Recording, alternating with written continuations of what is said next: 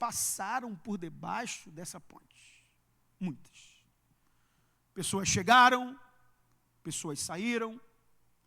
Aqui tem e passaram pessoas leais, mas aqui também passou pessoas desleais. A vida ministerial, pastoral, não é um caminho encarpetado por pétalas de rosa. A vida de uma liderança que está à frente de uma igreja não é uma vida de amenidades.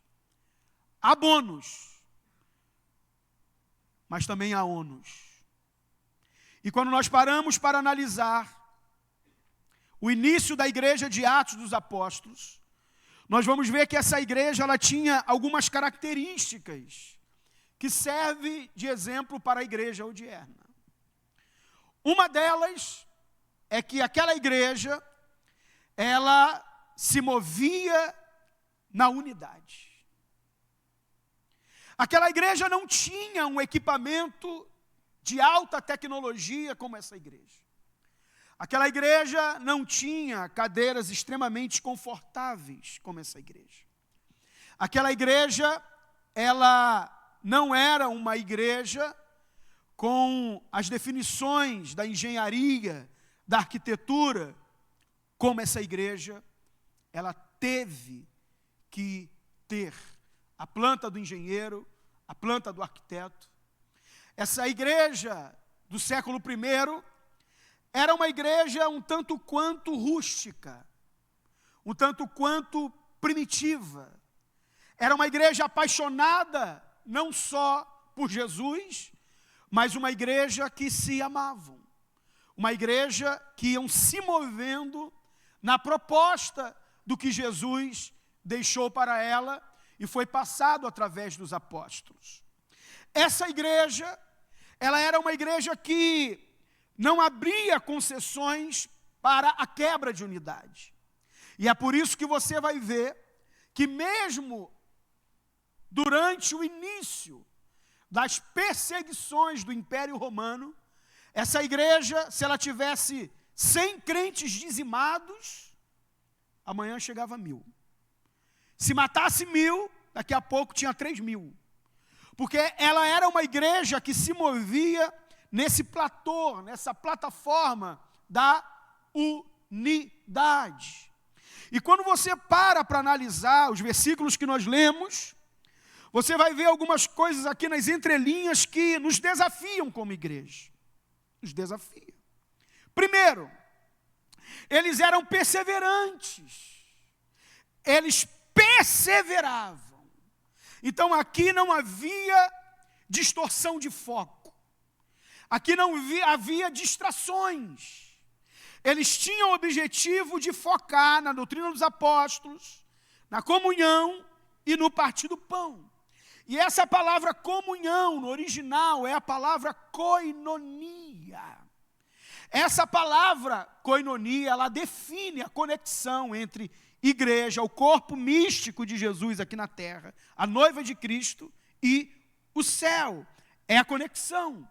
Então, um time que está junto por um objetivo de um campeonato, ele pode ter união, mas ele não vive a koinonia. Um grupo de pessoas em um determinado bairro, para fazerem uma obra particular, revitalizar uma praça, eles se ajuntam e eles formam um grupo unidos, mas eles não promovem a koinonia, porque a palavra koinonia, ela só se encaixa nessa definição, preste bem atenção, espiritual, transcendental, metafísica da igreja. Então, quando se fala de comunhão, se fala de koinonia. E a koinonia é o quê? É a atmosfera dos céus aqui na terra. A igreja tem essa autoridade de estar na unidade e trazer a atmosfera, a cultura do reino de Deus aqui na terra. É por isso que Jesus ensinando, ele vai dizer, venha a nós o teu. E quando que o reino de Deus se manifesta na terra? Quando a igreja vive obstáculos, problemas, dificuldades no campo das relações interpessoais, porém, entretanto, contudo, a igreja se perdoa, porque a igreja está em unidade. Quando que esse reino se manifesta aqui na terra? Quando nós somos diferentes como pessoas uns dos outros, mas nós não somos indiferentes uns aos outros. Por quê? Porque o milagre da comunhão, o milagre da unidade só se pode ser possível quando nós temos uma visão do reino de Deus. Há um desafio muito grande. O líder conduzir o rebanho, o líder está à frente de pessoas, porque cada cabeça é um pensamento, cada cabeça tem uma linha de percepção. Então o papel do líder é conduzir o rebanho, segundo os moldes de Jesus, ali em João capítulo 17, versículo de número 19 ao 22, quando ele fala, para que o mundo creia que tu, o Pai me enviou, que ele seja um, assim como eu e o Pai o somos, porque a manifestação do reino de Deus se dá quando a igreja se move pela unidade. E quais são os desafios dessa unidade? É sermos perfeitos? Não. É sermos 100%? Não. Mas estarmos dispostos a convivermos. Diga comigo, o maior desafio não é viver, é convivermos, diga, como igreja. A convivência é desafiadora. Por vários motivos, vou citar só um deles. Temperamentos. Um é fleumático, outro é melancólico, o outro é sanguíneo. Dos 4 temperamentos, aí vem aquele que é premiado. O cara tem transtorno bipolar. Aí ele chega aqui na igreja. Ela chega aqui na igreja. Com as suas feridas que trouxeram lá de fora. E é aqui, no corpo de Cristo, ele é o cabeça, que nós vamos nos movermos segundo o padrão que Deus quer. Escuta isso aqui. E aí, entra as questões. Ou você acha que durante todo o ano é essa paz que você está vendo? Ou você acha que nesses 22 anos, é todo mundo assim, bonitinho, sentado na sua cadeira e ouvindo os louvores, e louvando, e ouvindo a mensagem, e adorando? Meu irmão, tem horas que eu entro para o gabinete, e eu vou no Espírito falando assim, Senhor, me dá sabedoria para me colocar bem as palavras, ser cirúrgico, porque se sair uma faísca aí, já está os 2 galões de gasolina, vai explodir de uma hora para outra. Porque o pastor é um pacificador. O papel do pastor é conduzir as ovelhas na comunhão, na unidade. Só que parece que tem gente que não entendeu isso. Aqui não rola isso, Andaria não tem esse lance, é só para lá de Caxias. Mas tem horas que eu olho assim, irmão, uma pessoa na igreja, eu fico pensando comigo, cara, foi Deus que trouxe essa pessoa para cá ou foi o Satanás, mano? Mano, quem foi, cara? Jesus, quem foi? Jesus, fala comigo. Vira para o teu irmão e diga assim, porque enquanto o pastor quer descomplicar, tem gente que quer perturbar. Diga, a Bíblia diz, no mundo tereis aflições. Vira para o teu irmão e diga assim, é no mundo, não é na igreja.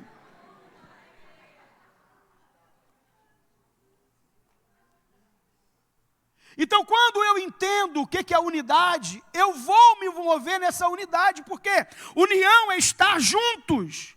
Unidade é estar na mesma visão do líder e falando a mesma língua da liderança. Ou vocês acham que em 22 anos, esse projeto ter sido concluído e agora indo para um outro desafio da Igreja Kids, isso aqui é o quê? É resultado de dinheiro? É resultado de patrocinadores? Faz parte. mas é através da unidade que os céus se abrem, os recursos chegam e os milagres acontecem. É por isso que a Bíblia diz no Salmo 133, ó quão bom e quão suave é que os irmãos vivam em união. O verso 3 diz ali, o Senhor ordena bênção e vida para sempre. Vira para o teu irmão e diga assim: enquanto houver unidade dentro de casa, o casamento vai seguir feliz. Diga: enquanto houver unidade na empresa, vai prosperar. Diga: enquanto houver unidade na igreja, as portas do inferno não prevalecerão contra ela. O que faz a igreja triunfar, avançar, é a unidade. As estratégias de liderança são importantes. A perspicácia, a visão do líder é importante. Mas, querido, se não tiver unidade, isso é bíblico. Mateus capítulo 12, versículo 25 diz o quê? Uma casa, um reino, uma cidade, dividida contra si mesmo, não subsistirá. Se você para analisar o período neotestamentário, principalmente Paulo, que nos deixou 3 epístolas, ele vai ser taxativo na questão da unidade. Quando você para fazer uma breve leitura, olha o que ele vai dizer em 1 Coríntios capítulo 1, versículo 10. Rogo-vos, irmãos, pelo nome do nosso Senhor Jesus Cristo, que faleis todos a mesma coisa e que não haja entre vós divisões. Antes, sejais inteiramente unidos na mesma disposição mental e no parecer. A igreja, quando ela assume o seu papel de representante dos céus aqui na terra, ela não vai viver divisões, irmãos. E quando você vê alguém, isso eu trato no livro sobre maturidade, quando você vê alguém dentro da igreja fomentando divisões, esse alguém ainda não atingiu a maturidade cristã que deveria atingir. Porque quando Paulo escreve em 1 Coríntios capítulo 3, ele vai associar a imaturidade com a carnalidade e as divisões. Então, quanto mais uma pessoa ela for tendenciosa, inclinada, predisposta a estar no meio de fofoquinha, de panelinha, de rebeliões, crítica, né? Porque a pessoa fala assim: não, porque eu sou sincero, o que eu tenho que falar eu falo. Diga comigo: não confunda sinceridade com sincericídio. A pessoa falou: eu sou sincero, eu falo na cara. Irmãos, eu achei interessante o que o obreiro falou aqui. A discordância é saudável. O que não se pode é causar discórdia. Diga comigo: discordar é saudável. O problema é causar discórdia. E o que é causar discórdia? É criar complô. É criar panelas, divisões, grupos. Paulo, em Romanos 16, 17, ele vai dizer o seguinte: rogo-vos, pois, queridos irmãos, que tomem muito cuidado com aqueles que causam divisões e levantam obstáculos à doutrina que aprendeste, afastai-vos deles. Mas o pastor Wander veio aqui hoje para falar dessa questão de unidade. É uma noite de festa, queridos. Toda quebra de unidade acontece em meio a grandes desafios. Você se lembra lá dos muros? Neemias trabalhando? Você se lembra da empreitada de Moisés no deserto? Você se lembra do projeto de Jesus? Todo grande projeto, Satanás vai querer infiltrar alguém para causar divisões, para enfraquecer o poder de ação da igreja. E nós estamos diante agora de um desafio que resta agora 550 mil. Você acha que o diabo está no canto da parede de braço cruzado fazendo biquinho em depressão? O diabo ele vai querer de alguma maneira causar instabilidade na igreja. Mas para isso há homens e mulheres que oram.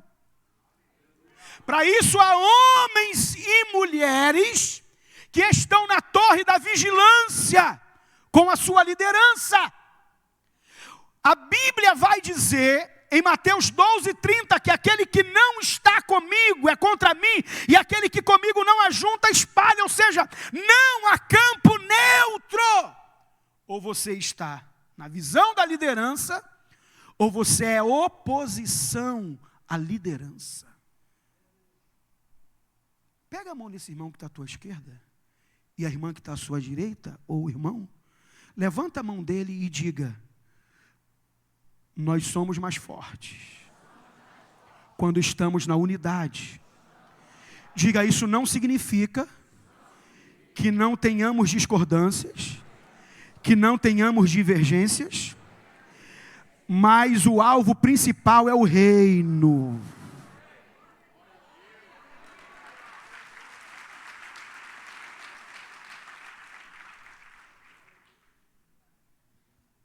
Um grande teólogo chamado Agostinho de Hipona, ele disse o seguinte: no objetivo nós somos iguais, nas diferenças nós nos respeitamos.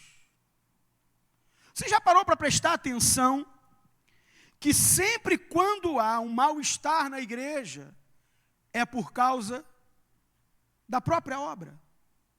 Por exemplo, você vai ver na área musical da igreja, quando há um problema, é por causa do departamento, do hino que vai escolher. Eu me lembro que eu era líder de jovens na Assembleia de Deus da Ilha do Governador, e eu estava em uma congregação. Eu não vou citar o nome que o pastor Marcos conhece. E aí, irmãos, escolhemos os pregadores. E aí nós definimos a data. Mas aí o diabo entra na hora de escolher a camisa. Aí o diabo entra, irmão. O Satanás fica assim: eu vou esperar a hora que eles vão falar de uniforme.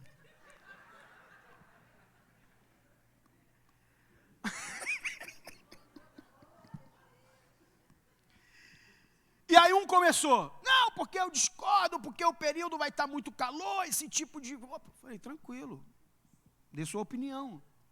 Aí, ok? Ok.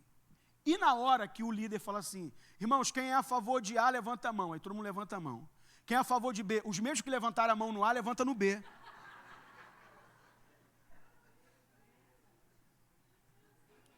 Chegou uma hora que eu falei: irmãos, vamos fazer o seguinte, vamos suspender esse congresso, porque já perdeu o sentido.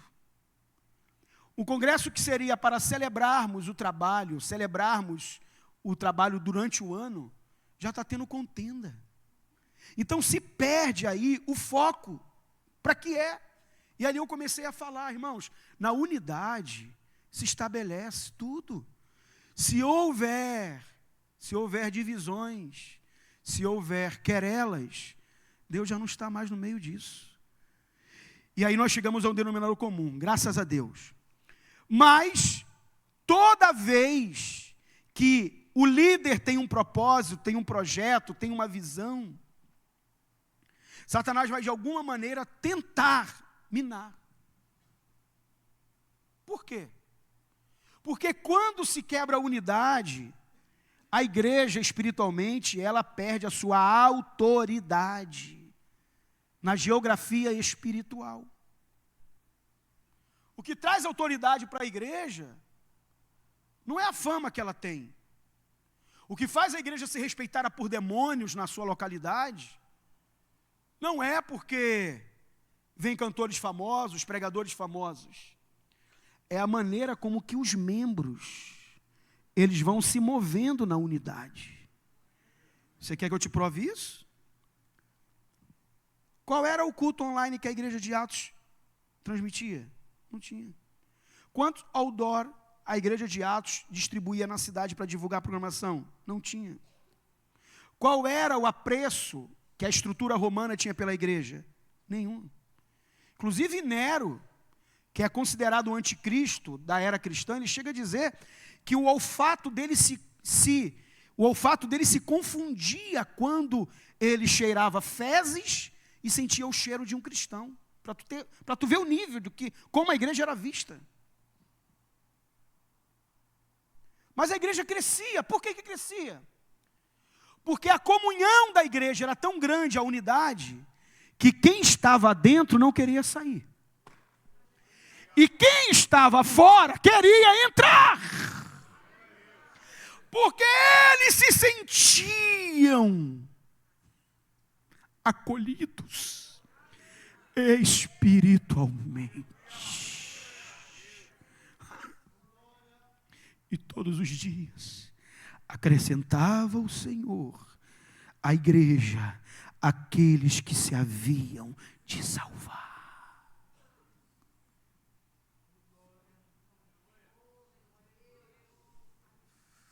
Era mais ou menos assim. Chega num culto igual esse, independente do clima gostoso, independente da recepção logo na entrada, independente da simpatia dos obreiros, mas a pessoa ela se sentia acolhida no espírito. Ela se conectava com a igreja. Escuta isso aqui. Eu vou ser mais simplório ainda. Você está vendo esse ar-condicionado? Há uma peça nesse ar-condicionado chamado termostato.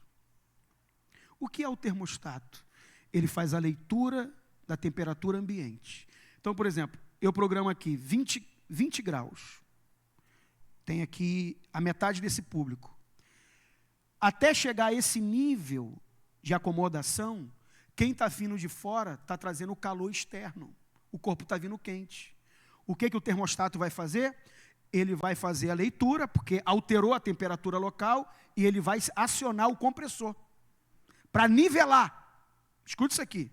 É por isso que na hora do louvor é uma temperatura, quando todo mundo senta para ouvir a mensagem, você já começa a sentir um pouquinho de frio, porque o teu corpo parou de ser aquecido.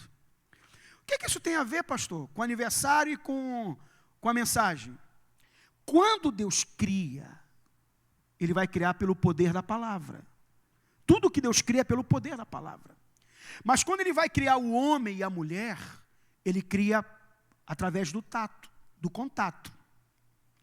Ele vai fazer ali, Ele vai criar um princípio, que aí anos depois, quem estuda humanas, vai falar assim, Piaget, Vygotsky, Skinner, Kolarov, eles estão definindo aqui o comportamento de cada indivíduo movido pela ação, porque na psicologia é o estímulo e a reação. Só que Deus criou isso no Éden. Deus criou o homem com as mãos para desenvolver nele o que? A reação do estímulo, do contato, da conexão. Agora redobre a sua atenção. Todo indivíduo, independente de religião, credo religioso, ele tem esse termostato espiritual. Todo ser humano. Vou te provar. O camarada nunca entrou aqui na plena unção. O cara não sabe nem como vai abrir uma Bíblia. Ele foi convidado por um amigo de trabalho e está aqui na festa da igreja. Na segunda-feira, ele vai falar para quem convidou ele, para o anfitrião. Rapaz, eu fui lá, fiquei assim meio acanhado, né, cara? Subi de elevador, igreja de rico, aquela coisa assim, bem... eu olhei assim e falei, que show da Xuxa é esse, meu irmão? Mas eu sentei lá, cara.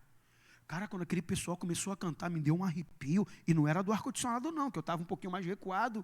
Cara, quando o pastor começou a pregar, eu comecei a chorar. Cara, saiu uns negócios assim, eu estava com as urucubaca, um negócio mandado.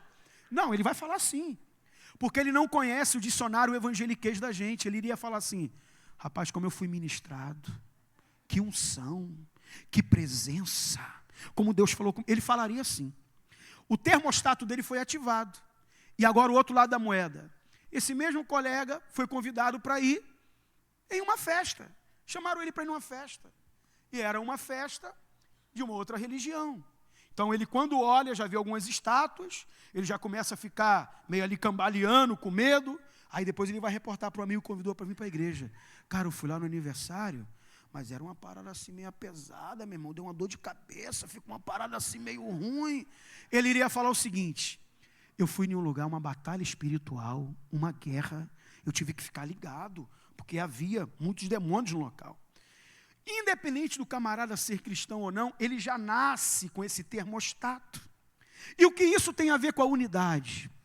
É que quando a igreja está sendo pastoreada pelo líder, e está caminhando na liderança, na unidade, pode vir endemoniado, com legião, com principado, potestade, quando ele sentar no meio desse rebanho,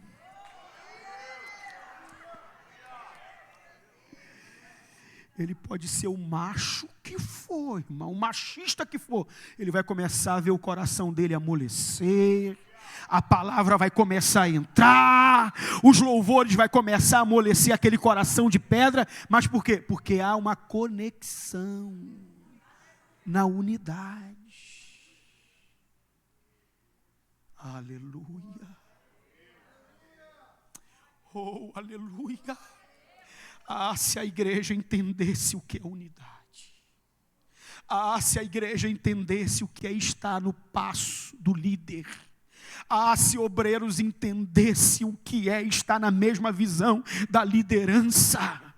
Irmãos, escuta o que eu vou dizer para você aqui hoje, guarde isso. A última instrução que Jesus deu aos discípulos foi essa: vocês precisam ser um, assim como eu e o Pai um somos. Jesus estava dizendo: para que o mundo creia que tu, ó Pai, me enviaste, que ele seja um, assim como eu e tu somos. Toda a igreja aqui reunida, diga: Pastor Marcos, Pastora Sônia, obreiros auxiliares, se depender de mim e da minha família, o céu vai continuar aberto sobre essa casa. Deus vai continuar salvando. Deus vai continuar libertando. Porque nós iremos caminhar na unidade.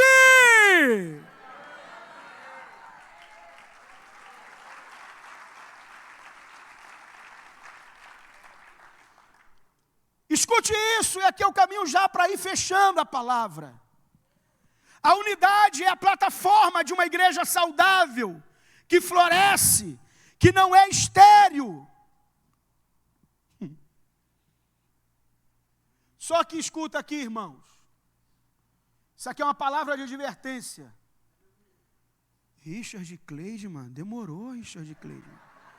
Richard Cleidemann depois da fornalha, irmão, de Nabucodonosor. Deus te abençoe, mano. Amém.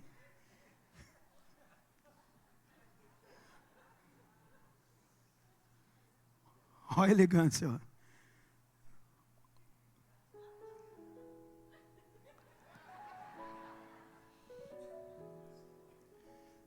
Escute isso aqui.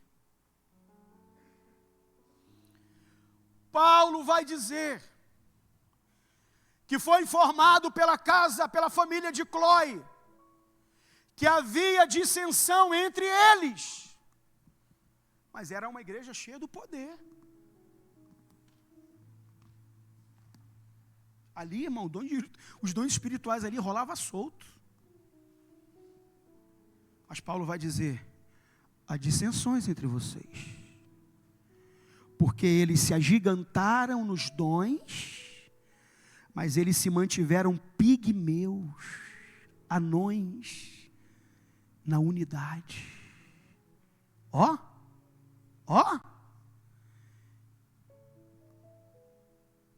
O que define um verdadeiro cristão, irmãos, dentre algumas características, é a capacidade que ele tem de pacificar, de apaziguar, de unir.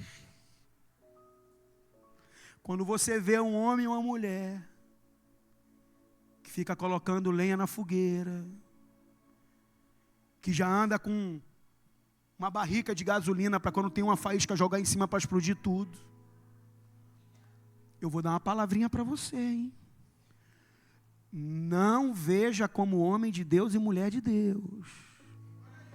Porque se dons espirituais definisse caráter cristão, naquele grande dia, quando você pisasse nas ruas de ouro da Nova Jerusalém, você ia encontrar a irmã mula de Balaão. Porque ela profetizou. O que eu já vi de profeta dentro da igreja, mal acaba o culto no pátio da igreja falando mal do pastor. O que eu já vi de homem e mulher que se diziam ser espirituais, o pastor faz uma reunião, ele fica caladinho quando acaba a reunião. E aí, o que tu achou do que o pastor falou? E aí? Hã? Você quer conhecer alguém espiritual? Quer? Você veja o nível dele em ser leal com a sua liderança. Eu vou repetir. Se você quiser definir alguém espiritual, veja o nível de lealdade dele com a sua liderança. Porque se ele não consegue ser leal ao líder que ele vê, tu acha que ele vai ser leal ao Deus invisível? Que espiritualidade é essa? Que utopia é essa? Que discrepância é essa? Paulo vai dizer, fui formado pela família de Cloé. Olha o que aconteceu, pastor Marcos Fernandes. Paulo não estava em Corintos, mas ele foi notificado. Apóstolo, Paulo, o couro está comendo aqui em Corinto, hein? Manda uma mensagem para cá. Vira para o teu irmão e diga assim, não é questão de ser fofoqueiro. Diga, não é questão de ser X9. Diga, não é questão de ser delator. Diga para essa pessoa, se você ama essa igreja, respeita essa liderança, honra a história desse ministério, quando você vê algum fio desencapado, vai aconselhar. Diga, vai aconselhar. Diga, exorte-o. Se ele não tomar vergonha na cara, leva para o pastor.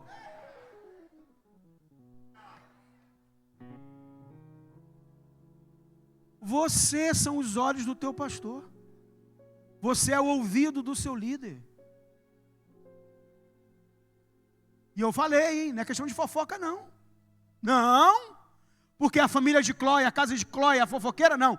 Eles sabiam a história e o sacrifício e a luta que foi para fundar aquela igreja. Então ele falou, Paulo, o negócio aqui vai explodir, hein? O negócio aqui está feio. Eu sou de Paulo, eu sou de Apolo, eu sou de Cefas, Pedro, eu sou de Jesus. 4 quadrilhas dentro da igreja.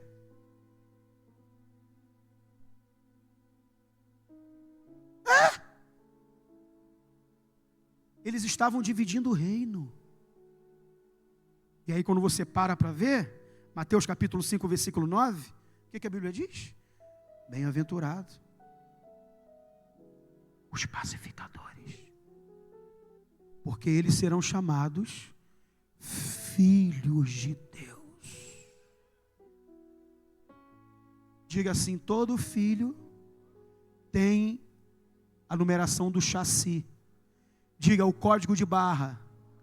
Diga o nome disso. Diga o nome disso. É genética. Diga, se os pacificadores têm a genética de Deus, e quem fica causando contenda? Diga, é filhote de quem? Fala igual mineiro, é fiote de quem, irmão? Pode falar, é de quem? É isso aí, do Satanás. Segundo a estrutura de uma igreja saudável, que frutifica, que avança, que salta muralhas, prospera, é o perdão. O perdão é a possibilidade da convivência. Perdoar é você dizer para outra pessoa, eu continuo caminhando com você.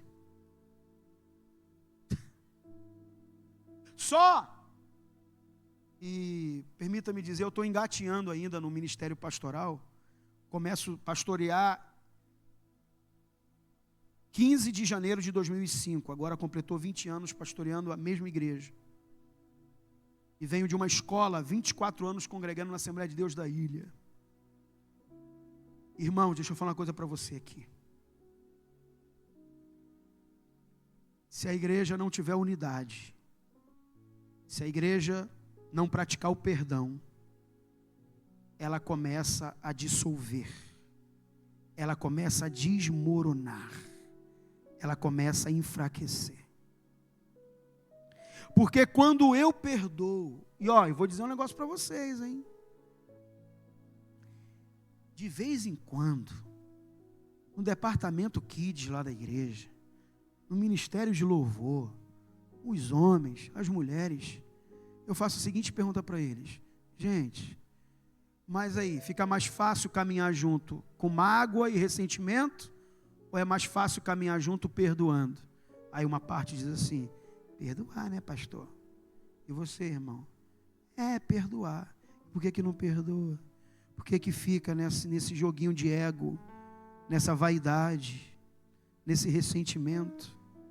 Por que fica comprometendo o reino de Deus e as emoções de vocês? Por quê? Aí eu falo para eles assim: você sabia que o perdão traz saúde física, espiritual e emocional? Vamos nos perdoar, vamos fazer a obra juntos.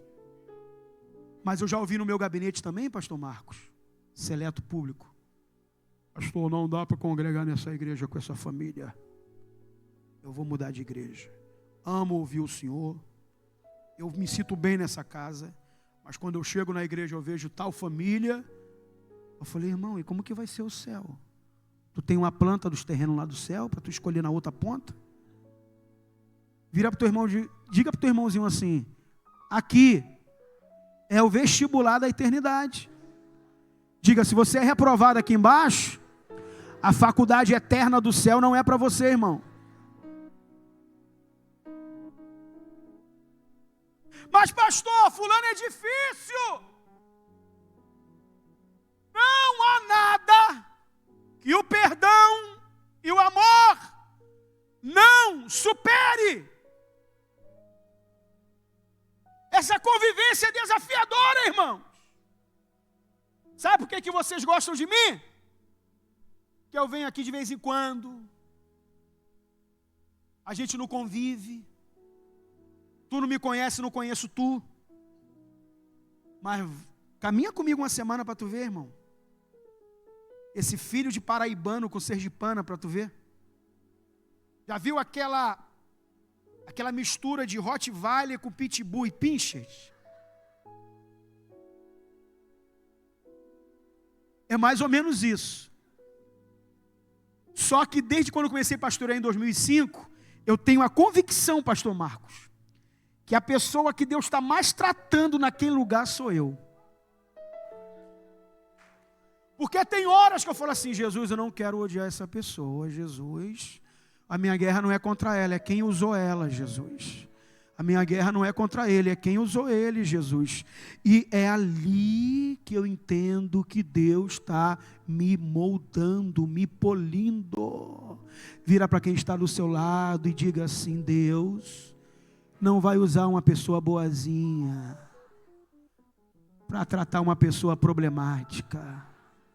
Diga: Deus vai nos tratar para nos tornar pessoas melhores, com pessoas tão ruins quanto a gente.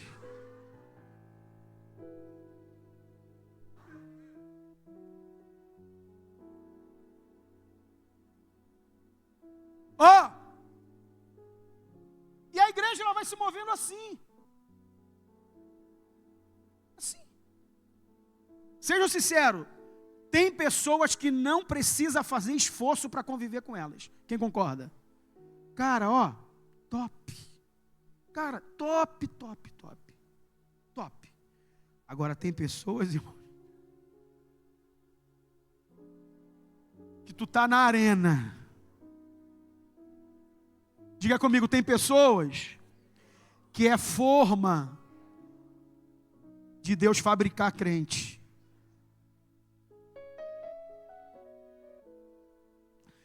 Tu acha que aqui dentro da igreja Deus vai tratar quem? Deus vai usar quem para te tratar, para te tornar uma pessoa melhor? Deus está usando aqui o pastor na palavra. Deus está usando o professor na escola dominical. Deus está usando o mestre lá no curso teológico. Mas ninguém muda se ela não quiser ser mudada. Diga, as pessoas não mudam porque eu quero que elas mudem. Elas mudam quando elas decidem mudar. E a psicologia comportamental diz, a escola da vida diz que as mudanças são os resultados de decepções, frustrações, quebrar a cara, se desapontar, porque aí vai ser gerado em você resiliência. Você vai se ressignificar. Aquilo que te atingia, hoje não atinge mais. Como que Deus foi te tratando? Com pessoas. Eu estava mais gordinho do que eu estou.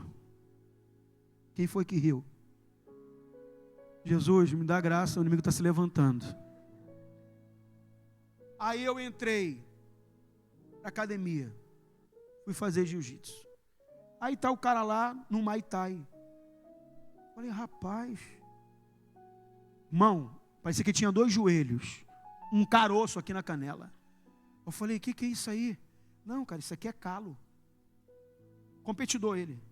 Falou, não, cara, isso aqui é... Eu falei, cara, se der uma bicuda aí. Ele falou, tu pode quebrar teu dedo. E como tu consegue isso aí, cara? Falou, não, tu começa com um cabinho de vassoura, vai batendo ali devagarzinho. Daqui a pouco tu tá dando chute no saco de pó de serra. Daqui a pouco tu tá dando chute em quina. Falei, cara, e não machuca? Claro, pô. Claro que machuca. Sangra, magoa. Mas vai criando um calo. Vira pro teu irmão e diga, resistência. Diga, guerreiros, vencedores, aprenderam a lidar com confrontos e com dores. Diga, não é conforto, é confronto. Diga, não é conforto, é confronto. Diga, a igreja é lugar de confronto. E como é que Deus vai te confrontar? Com aquela pessoa que quer alterar tua pressão 12/8.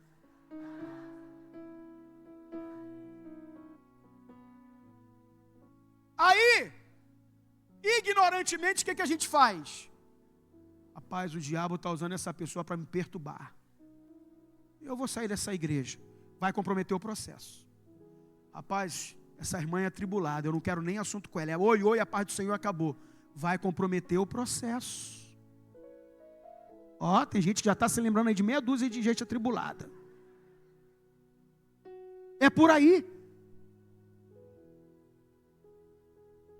Que negócio é esse? Por quê? Não, meu irmão. Deus vai te tratar assim. Eu era diácono na Assembleia de Deus do Governador. E uma vez um irmão lá me atribulou.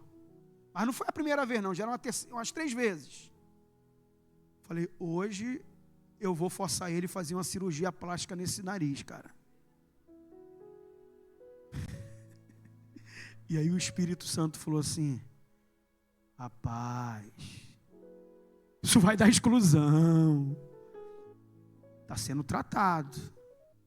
Diga comigo assim, quando eu não faço a leitura de que a igreja é lugar do tratamento, o Espírito Santo é o médico e o pastor é o enfermeiro auxiliar, diga, eu vou adoecer. E eu queria que você ficasse de pé agora. Porque eu queria que você lesse esse versículo para você compreender o que é viver na proposta da unidade do perdão. Provérbios capítulo 18, versículo 17. Abra a tua Bíblia. Provérbios 18, 17. Ou leia aqui na tela.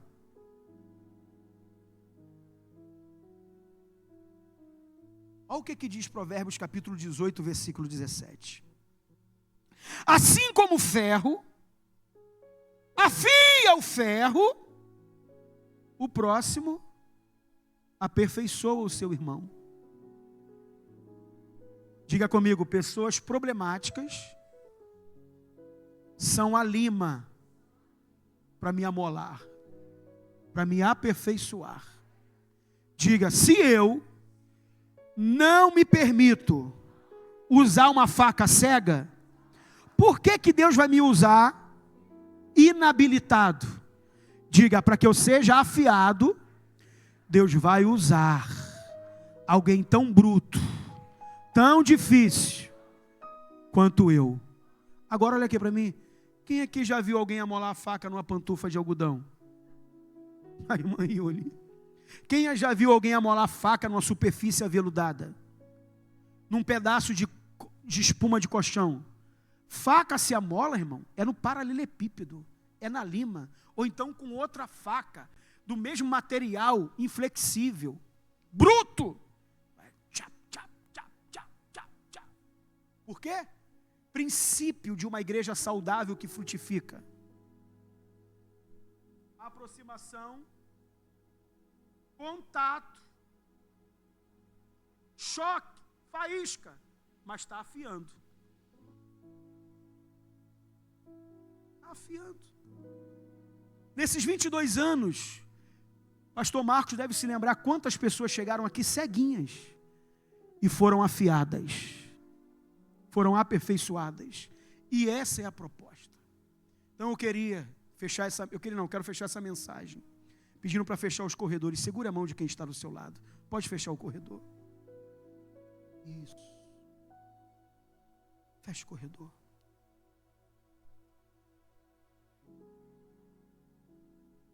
Se Jesus não voltar,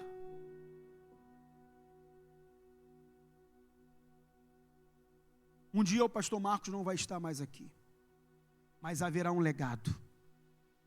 Escute isso. Diga comigo, um legado. E o legado que esse homem de Deus e a sua família deixa, junto com seus obreiros auxiliares que estão ombreados com ele, é a palavra. Plena unção. E não há unção sem unidade e sem perdão. Então eu quero nesse momento levantar um clamor com você. E qual vai ser o meu clamor? Que vocês que já estão congregando aqui tenham a consciência de manter o padrão dos céus aqui nesse lugar. Porque vai chegar mais famílias, quantos creem nisso? Vai chegar mais jovens, quantos coadunam com isso? Vai chegar mais adolescentes. E eles vão ter que se ambientar a essa estrutura de comunhão e de perdão nesse lugar. Mas para essas pessoas chegarem, a pergunta é: você tem preparado qual terreno aqui nesse lugar? Você faz parte do preparo desse terreno? Você está ombreado com a sua liderança, na visão do seu líder? Eu quero orar com você nessa hora. Senhor Deus, te louvamos nessa noite pela oportunidade de estar aqui nessa festividade. De todos os pregadores que passaram aqui, Senhor, eu creio que Tu liberou palavras de direcionamento a essa igreja, que está, Senhor, na fase jovial, 22 anos, mas já passou pela fase infantil, 1 ano, 2, 3, 5, e hoje com 22 anos, Senhor, como se fosse uma estrutura de jovem, mas ela vai continuar avançando, Senhor, a nível adulta, ela vai continuar avançando, Senhor, e quando eu falo avançando, eu não me refiro a essas paredes, eu estou me referindo à membresia, a esse povo que está aqui. Portanto, Senhor, que a cada dia Tu venha lhes dar discernimento acerca do reino, lhes dar percepção acerca, Senhor, da visão da liderança, que jamais seja violada, agredido o princípio da unidade, do perdão. E quando houver algum resquício de mágoa, alguma predisposição, Senhor, de querelas, de dissensões, que venha prevalecer, Senhor, a maturidade de homens e mulheres que Tu colocou nesse lugar, para apaziguar, para ao invés de espalhar, juntar, para ao invés de fomentar, trazer cura, que a cada dia, Senhor, eles estejam focados na visão dessa liderança. Amém. Aplauda o Senhor nessa noite. Pastor Marcos.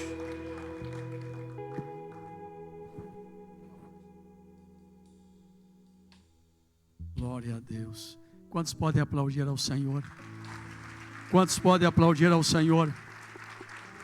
Aleluia, que mensagem poderosa. Deixa eu perguntar, tem alguém aqui querendo se reconciliar com o Senhor? Nós já vamos terminar. Há alguém entre nós que não é evangélico? Há entre nós alguém afastado dos caminhos do Senhor, que quer